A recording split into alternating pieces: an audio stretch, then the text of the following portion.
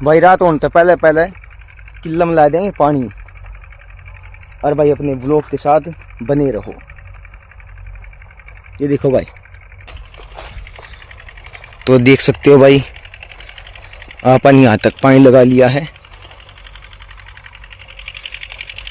इतना बचिया है एरिया, पूरे भी लगावांगे पानी।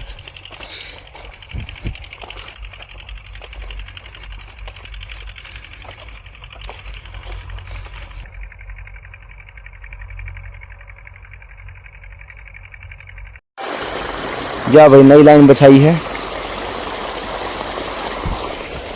या देखो फिर बस यहाँ तक बाकी रह जाएगा किला।